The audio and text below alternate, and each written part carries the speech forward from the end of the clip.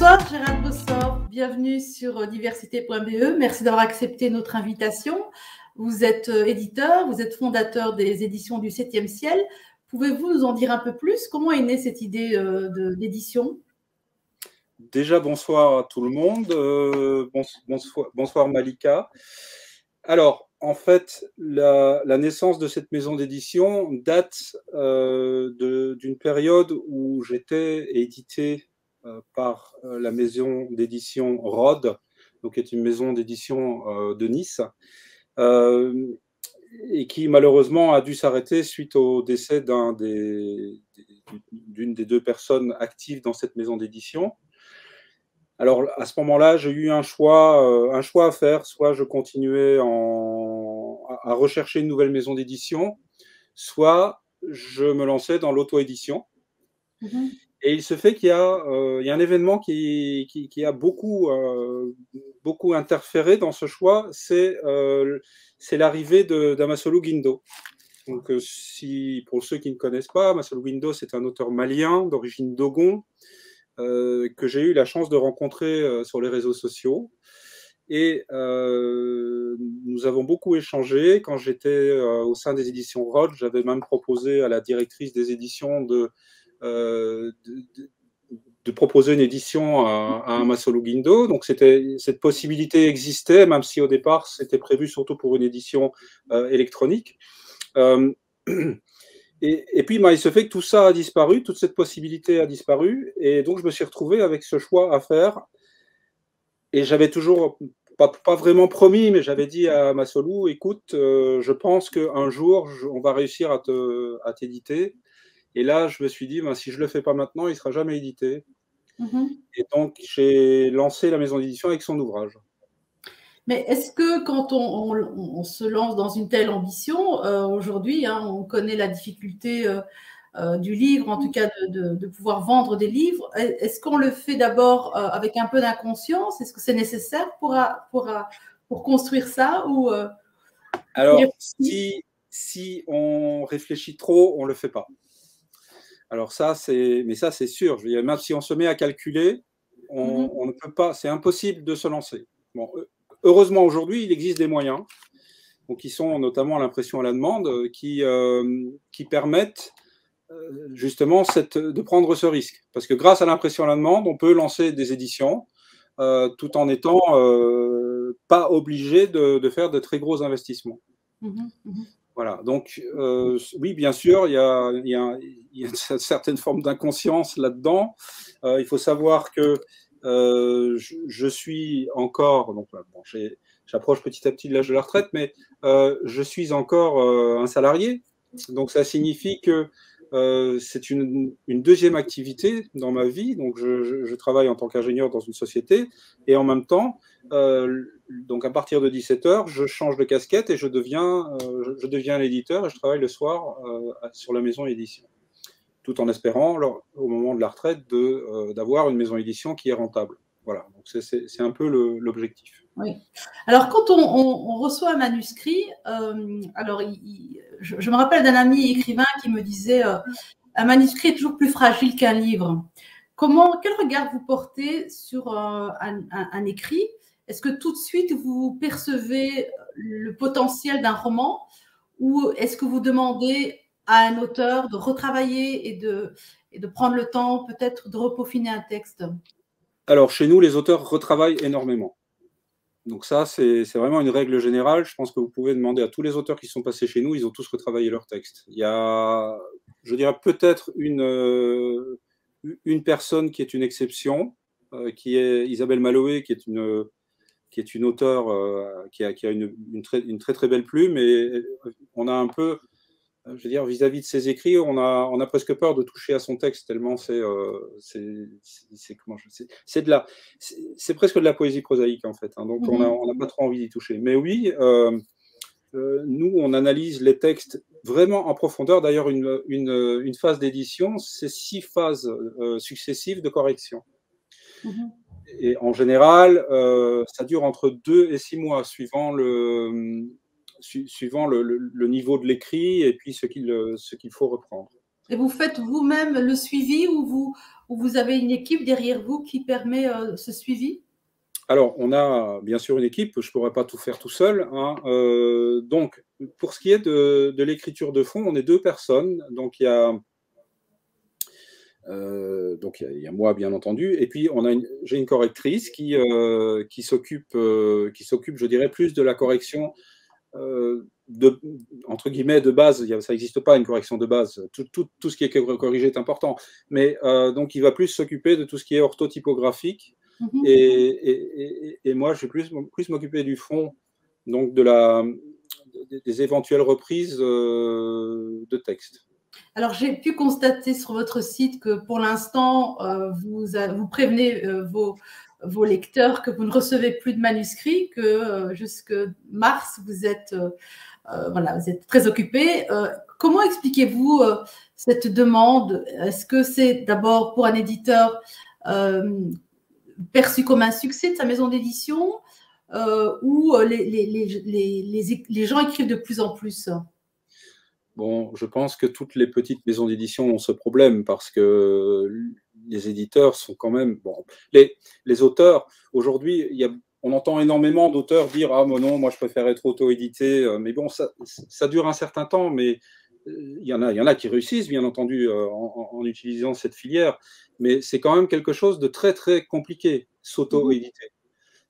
Pour faire un travail de qualité, il faut quand même avoir énormément de capacités. Je veux dire, il faut avoir la capacité de l'écrivain, il faut avoir la capacité de celui qui met en page, donc des capacités graphiques. Il faut énormément de capacités différentes. Et je pense que de libraires, enfin, je crois que tout. Voilà, exactement. Après, il faut faire de la distribution soi-même. Il faut des capacités informatiques parce que il y a des choses à faire au niveau informatique pour développer son propre site, etc.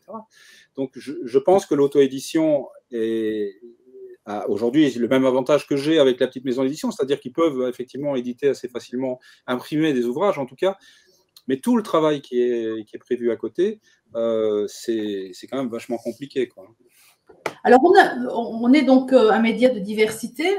Vous publiez des auteurs qui viennent d'un peu partout, notamment de livres, de romans que j'ai eu l'occasion de découvrir qui sont Le Muet de Hamza Marzaq, qui est ici, je présente pour nos spectateurs, téléspectateurs, voilà. Et un deuxième roman qui est extraordinaire aussi, que j'ai beaucoup apprécié, c'est Abdelrazak Baraoui qui a écrit Ces choses qui meurent. Alors, en sachant que cet auteur-ci est décédé, je crois, aujourd'hui. Ces choses qui meurent et fleurissent.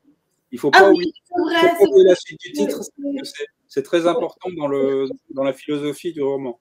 C'est vrai. Et Fleuris est ici en bas de l'image. Oui.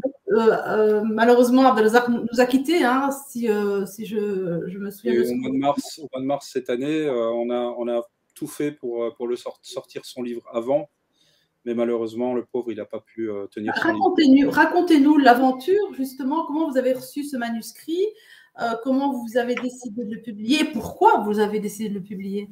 Alors, Abdelrazak Baraoui, il faisait partie de la maison d'édition Rod, dans laquelle j'étais à Nice.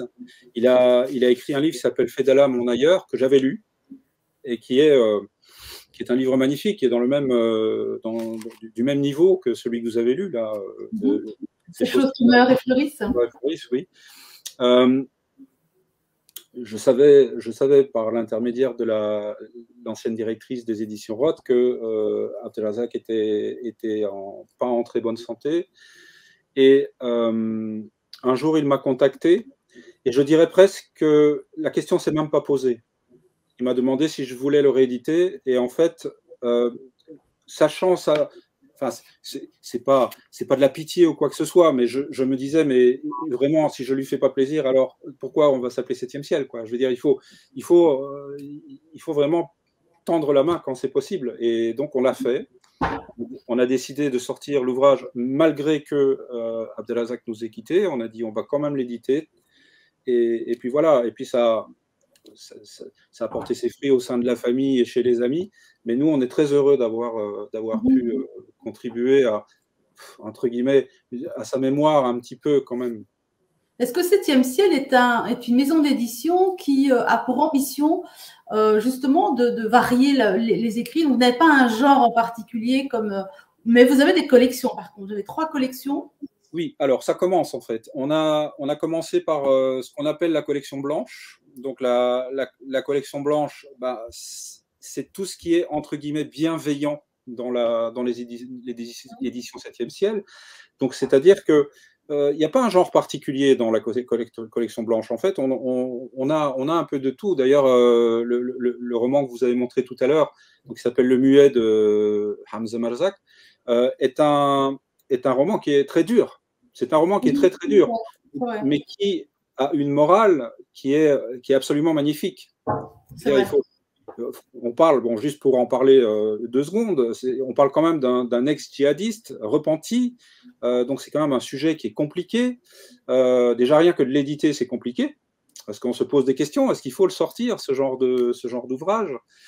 Et puis, donc, enfin, déjà c'est compliqué, mais il en sort une morale qui apporte un espoir énorme en fait.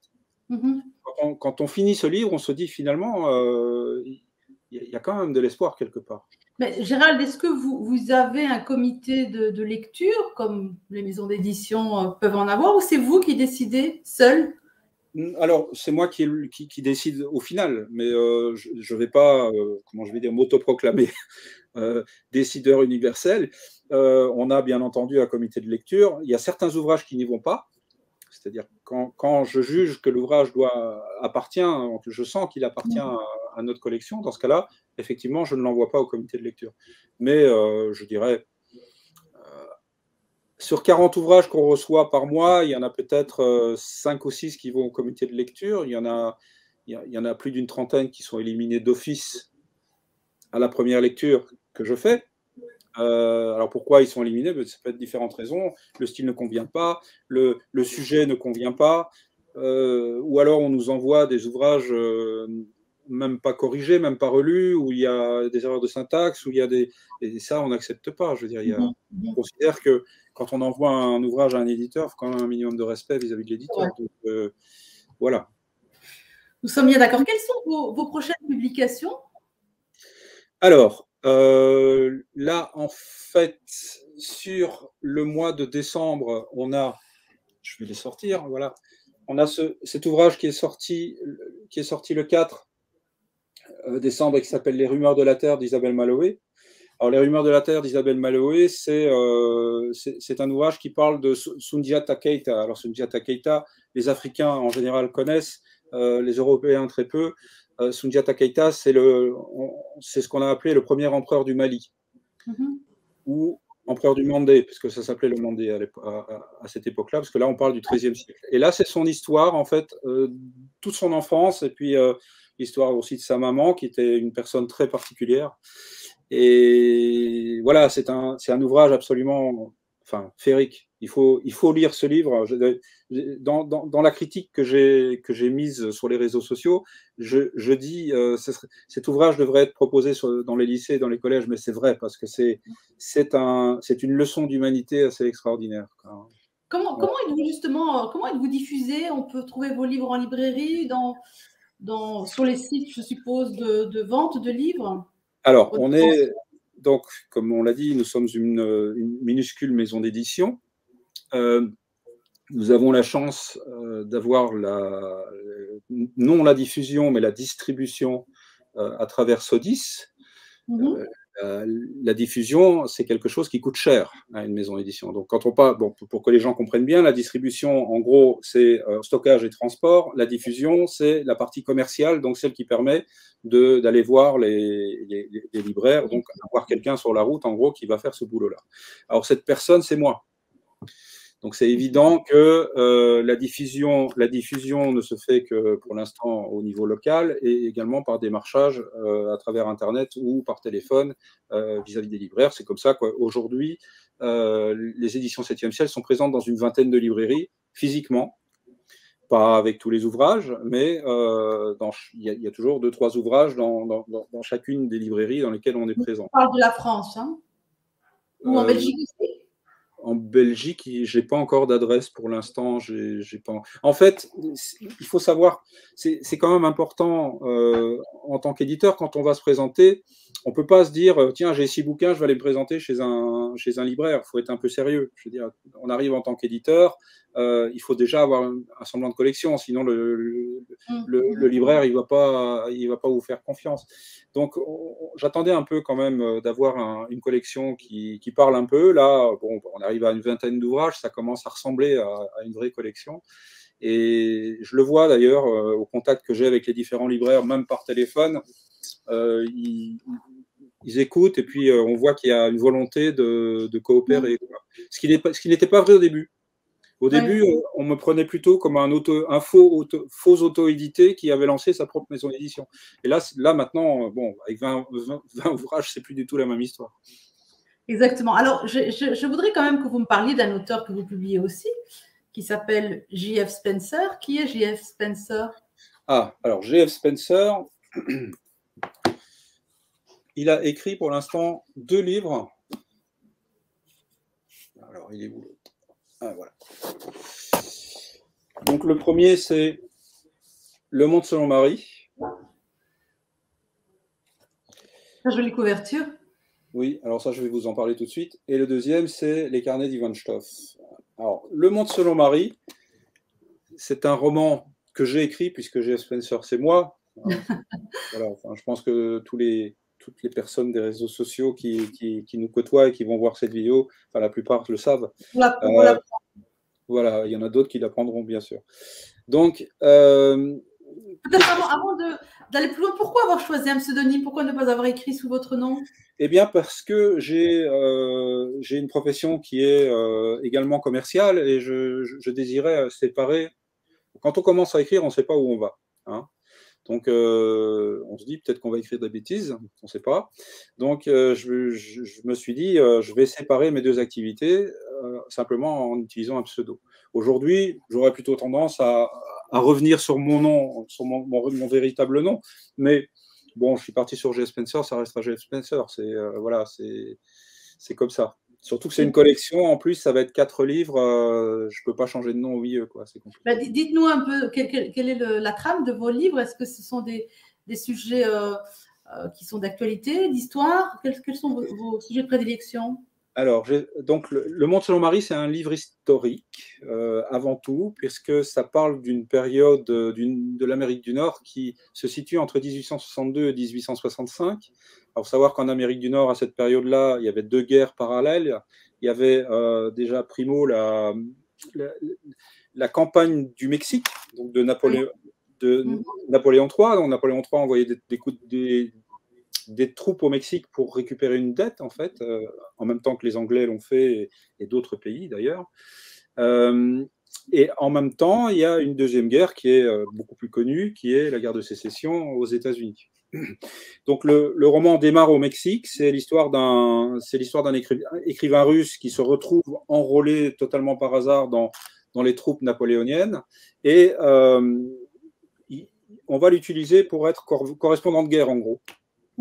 Donc il écrit, et puis petit à petit, à force d'écrire, il se prend au jeu et il veut aller faire une bataille avec les personnes avec lesquelles il a sympathisé.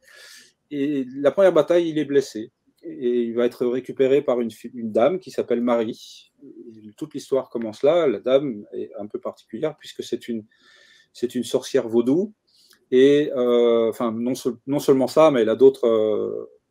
je dirais pouvoir, entre guillemets. Donc c'est un roman à la fois historique, fantastique, c'est aussi une romance, c'est un roman d'aventure parce qu'ils vont voyager du Mexique à travers la Californie, enfin ils vont remonter en Californie, ils vont traverser les États-Unis, ils vont se retrouver à la Nouvelle-Orléans. Donc c'est un peu tout ça, un amalgame de différents genres, mais c'est surtout, il y a vraiment une trame historique dans le roman. Bah écoutez, Gérald, merci pour cet entretien. 20 minutes, ça passe très vite. Et c'était passionnant en tout cas de vous écouter. On souhaite aux éditions du 7e ciel encore une longue vie. Je crois que cette année, vous avez vendu 1200 exemplaires de vos ouvrages. 18 livres ont été publiés, si je me souviens de vos chiffres.